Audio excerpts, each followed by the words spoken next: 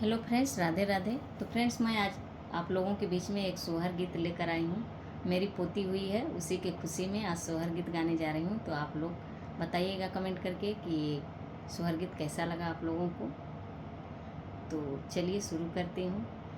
धन धन भाग्य अंगना माता, बाजेला बजाना मानू हो। धन धन भाग्य अंगना माता, बाजेला बजाना मानू हो। ललना जमना कोखी, बेटी जनम लियू को कहो पावन हो। ललना जमना कोखी, बेटी जनम लिहली उको कहो पावन हो।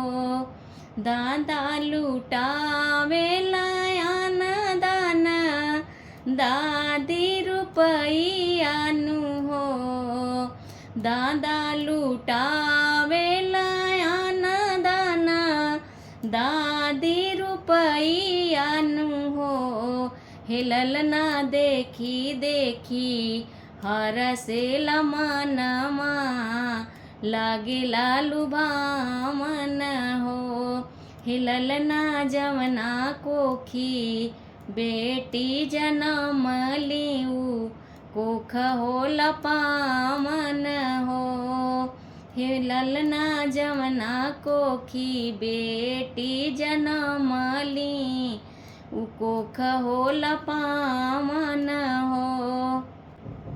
राजा जी के माना मायानंद भैल, नानदी बधाई गावे हो।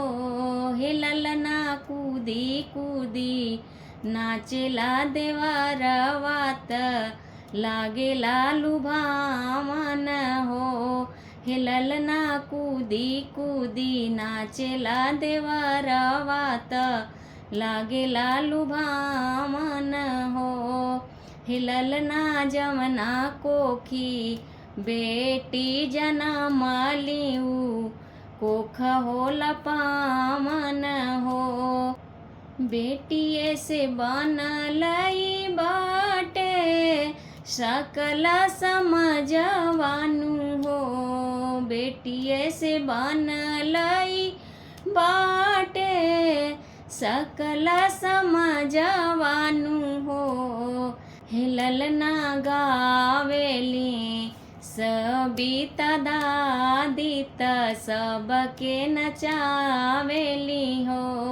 हे ललना जमना कोखी, बेटी जनम लीत उको कहो पावन हो।